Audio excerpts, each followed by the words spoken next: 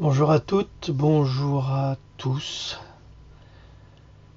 public chéri, mon amour.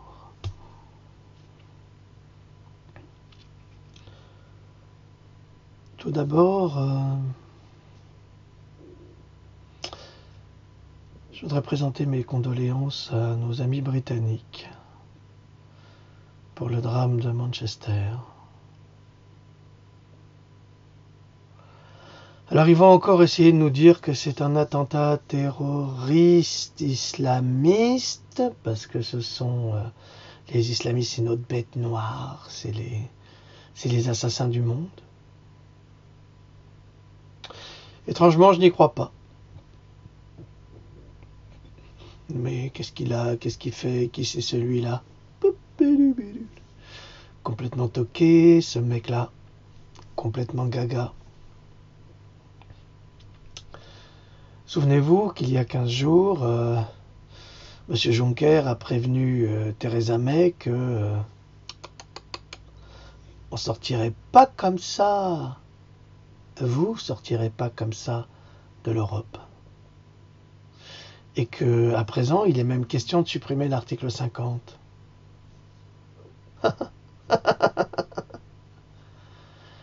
À chaque fois qu'il y a une manifestation populaire ou une volonté populaire de quitter le réseau d'escroquerie internationale mis en place par les Américains et le nouvel ordre mondial, et ça depuis le début du XXe siècle, c'est pas une mode qui vient de sortir du chapeau d'un magicien. Eh bien, il se passe quelque chose, un attentat. Et comme par hasard, les attentats sont tous construits sur le même modèle. Le Bataclan, maintenant c'est Manchester. Et évidemment, il faut toujours frapper les jeunes générations, les enfants.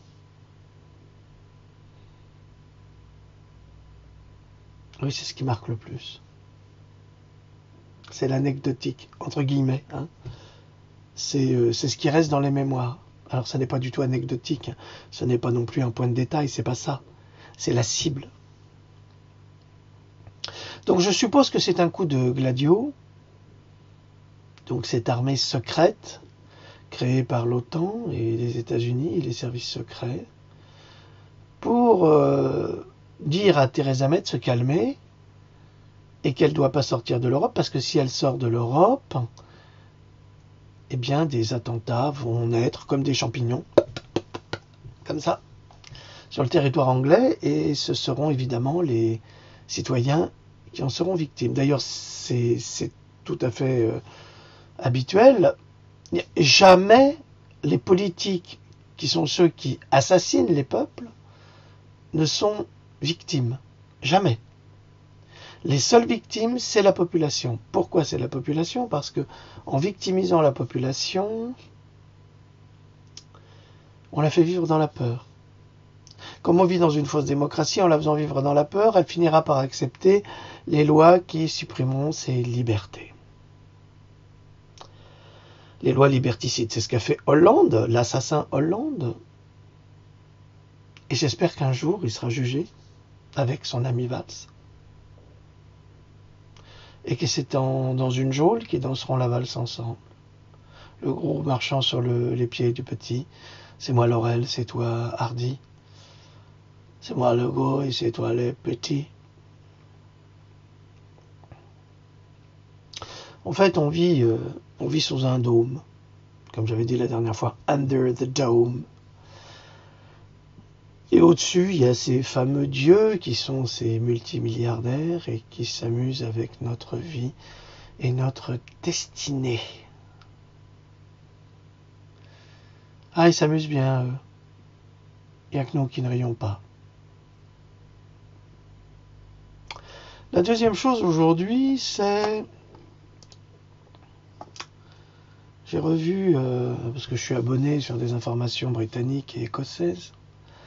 C'est fou ce qu'on trouve là-bas et qu'on ne trouve pas chez nous. Et on nous présente à nouveau la puce RFID. Vous savez, cette puce que vous avez mis dans le cou de votre chien ou de votre chat pour le retrouver en cas de perte.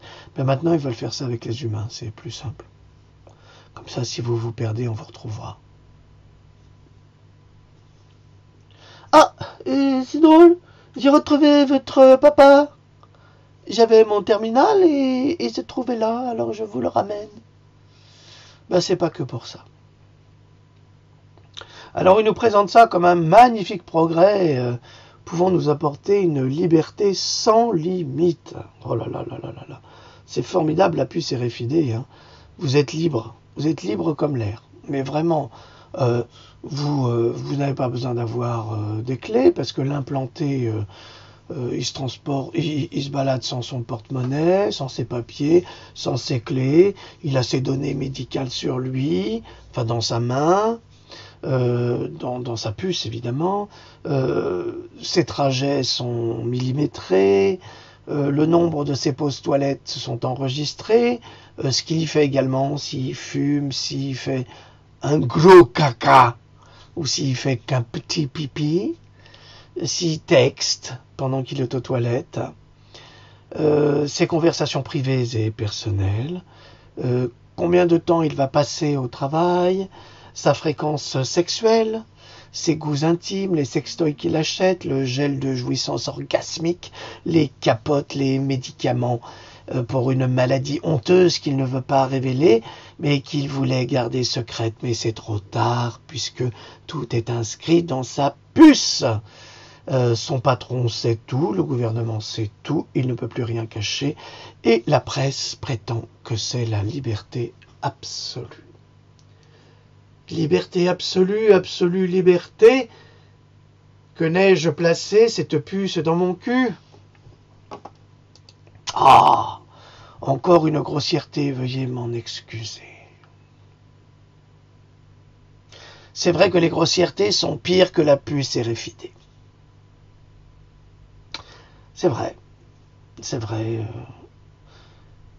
C'est comme ce qui se passe actuellement avec la journaliste, si on peut appeler ça une journaliste, Vanessa Burgraff, parce qu'elle a attaqué vivement la ministre de l'Éducation. Aujourd'hui, les gens se focalisent sur est-ce que c'est une gentille, est-ce que c'est une méchante, est-ce que la ministre est une gentille, est-ce que c'est une méchante. Mais écoutez, regardez ce qui se passe autour de vous. En Angleterre, on assassine des enfants, et vous vous focalisez sur une journaliste, allez, je ne vais pas dire incompétente, mais enfin, une journaliste de télé et une très mauvaise ministre. Alors on lui a reproché des choses qu'on n'aurait pas dû lui reprocher, mais il y en a tellement d'autres. Tellement.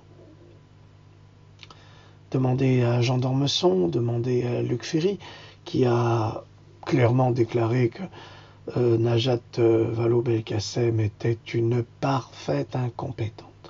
Donc là, on fait des débats inutiles qui font perdre du temps, qui détournent l'attention, et c'est la symptomatique de notre société. On va détourner l'attention pour ne pas que vous voyez ce qui se passe en réalité.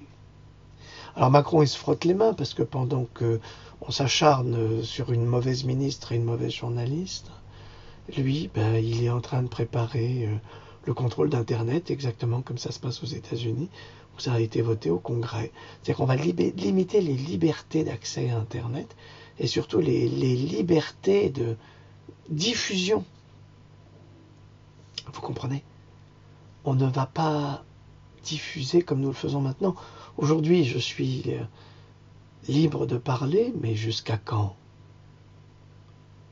Bientôt, je ne pourrai plus. Bientôt, ils vont nous emprisonner, vous verrez, comme l'a fait Hitler avec les autodafés et avec les intellectuels. Fritz Lang, par exemple, vous savez bien que le grand réalisateur allemand avait été mandaté par Hitler pour devenir un de ses cinéastes, mais celui-ci ne voulait absolument pas travailler pour le monstre, alors il a fui. Il a fui et il se trouvait dans un wagon, dans le dernier wagon, et tout le train a été fouillé sauf celui-là. Il y a échappé par miracle. Et donc il a pu aller travailler aux États-Unis. Mais tout ça pour dire que nous sommes menacés. C'est un très bon enchaînement parce que j'avais écrit un texte en souvenir de Claire Séverac. Alors Claire Séverac travaillait dans un domaine que je connais bien, puisque elle travaillait sur le complot mondial de la santé, un livre qu'elle a publié. Elle a sorti plusieurs ouvrages pour tenter de prévenir les populations du danger des hypermédications, des vaccins, des chemtrails. Et elle nous a quittés l'année dernière dans des conditions douteuses. Je m'inscris un petit peu dans le même mouvement, donc je ne veux pas vivre dans la peur, mais je suis conscient que mon travail déplaît à cette magnifique oligarchie. Madame Oligarchie. Konnichiwa, Oligarchie. Konnichiwa, Oligarchie-sama. Hano jini. Fujidekuro. Oh. Voilà ce qu'elle me répond, Oligarchie. On va l'enterrer jusqu'au cou, puis la moissonneuse. Good morning, Mr. Lawrence. Écoutez la musique de Ryuichi Sakamoto et de David Sylvian. Hein, c'est magnifique, magnifique. Et puis vous reverrez un film avec David Bowie qui est sublime. Happy Christmas, Merry Christmas, Mr. Lawrence. Ouais, c'est ce qui nous attend tous. Alors je vais reprendre ce texte que j'avais publié parce que je me rends compte que j'ai de nombreux abonnés, des nouveaux, qui ne connaissent pas mon travail d'avant. Donc je pense que ça pourrait les éveiller. Et comme ça correspond également à ma recherche dans Pandora, je vous le rappelle, si vous voulez m'aider, il faut les acheter. N'hésitez pas. Ça se trouve sur Amazon. Parce que moi, je n'ai rien, je ne bénéficie de rien, je n'ai pas d'allocation, je n'ai que mes droits d'auteur et on survit. Voilà. Donc, moi, je ne vous demande pas d'argent, j'en veux pas. Mais informez-vous, achetez mes livres. C'est tout ce que je vous demande. Vous en apprendrez beaucoup et ça pourra vous épargner de nombreux soucis. Bon, j'arrête la pub, j'ai horreur de ça. J'aime pas ça.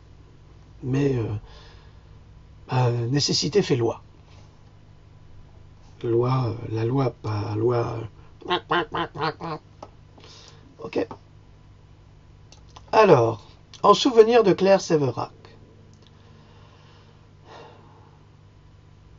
Honneur des hommes courageux, toujours plus tourmentés, qui assistent avec horreur à la disparition fomentée d'une des prophétesses des mystères criminels cachés. Cet arbre jeune avait si bien poussé aux amers cirques. Elle avait même chanté et de son tronc coulait une sève rauque si claire que les hommes buvaient ses paroles jusqu'à l'enfer, ses paraboles. Parfois elle brûlait le palais de la conscience de ses mots, d'autres fois elle réveillait les colères de leurs mots, mais toujours dans le bon sens, celui de la vie et de l'espérance d'un avenir radieux pour chaque être humain, jeune et vieux. L'arbre est tombé en souffrance, ses entrailles déchirées par le venin d'un serpent perfide, insufflé par des suppôts détestables autant que détestés. Dans l'eau ravie, il a planté ses crocs assassins dans la chair sans vie d'un mets délicat à servir, immisçant le polonium, radioactif bien sûr et meurtrissant les entrailles de l'existence de la déesse. Les racines de l'espoir en un instant noircies, en ravageant la chair égarée de cette âme meurtrie, il en a fait une angoissée soudainement assassinée. L'arbre à sève rauque ne croyait pas aux menaces du ciel, qui sonne la nuit dans un sonotone sacrificiel. Il refusait l'idée, cet arbre, de ces mauvaises personnes. C'est bien là le propre de l'homme, de se croire le seul arbre sur terre, à ne pas se laisser faire. Il ne suffisait pas que les ondes du bois transpercent de sa voix l'âme des anxieux au cœur malheureux. Il a fallu couper quelques branches pour en faire du papier à imprimer les réflexions de celles qu'ils ont assassinées. Le poison silencieux est arrivé dans son plat. Ni vu ni connu, c'était sur une plage de Corse, au jour fameux du banquet de la mort rapide, comme lait clair. « Comme ça pue le bon Dieu ici », disait le démon, en retirant le bouchon de sa fiole assassine. Et il en versa le contenu sur quelques arêtes saillantes, et les mains de la mort s'emparèrent de l'arbre de la folle. Et ce que l'on prit pour le condiment n'était pas le remède, mais le poison déposé dans l'effroi sur la chair aplatie. Le poupin dans les serres était bien Ganymède, enlevé vers la mort de toute une vie. La victime désignée par les monstres regardait le silence autour d'elle, et, sabre au clair, trancha dans la chair. Elle laissa naïvement glisser dans ses viscères l'odieux crime qu'ils avaient prémédité de faire. Un cordon de chaîne soudain lui déchira les entrailles, rongeant les parois roides et désormais malsaines. À l'apogée de la souffrance, elle surprit un ricanement atroce. Une curiosité avide la poussait à comprendre pourquoi. Un profond sentiment de pitié elle éprouva pour elle-même, et le rire sardonique qu'elle entendait au loin la fit pleurer. Condamné, ils m'ont assassiné, et pourtant je vis encore. Mais j'ai le sang noir des morts vivants qui coule à présent dans mes branches. Mes doigts flétrissent, mon écorce se meurt, mes feuilles racornies tombent d'elles-mêmes. Je meurs en cette vie que je ne veux pas quitter, et je n'ai rien pu faire pour l'éviter. Mes paroles de prophétesse ont effrayé les puissants, avec leurs faces luisantes et plombées. Ils ont ricané de mon malheur, ont modifié ma destinée, et celle d'une société à jamais abandonnée. Ma vie n'est plus que lanterne vacillante, et non loin de là, je vois la charrette de la mort qui attend son heure pour me trancher le tronc. Mon âme est pourtant si présente, même si mes racines noircies sont cahottées à chaque esprit du vent.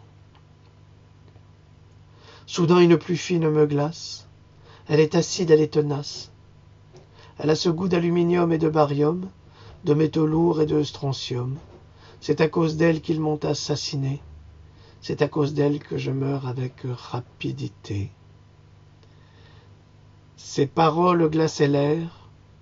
Elle se confia à quelques élus pour ne pas devenir le martyr des chemtrails. Ils étaient déjà si nombreux et pourtant, elle en était une comme les autres, et personne n'avait pu la protéger de ce terrible sort que les reptiliens aux yeux de braise lui destinaient.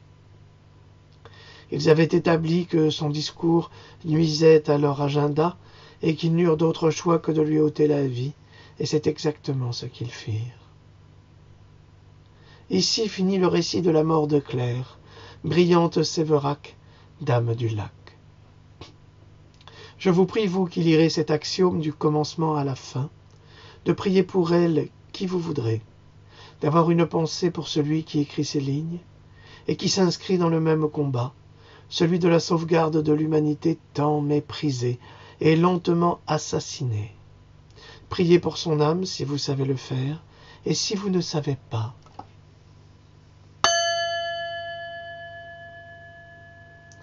ayez de belles pensées pour Claire, pour accompagner ce souffle torturé, si injustement assassiné.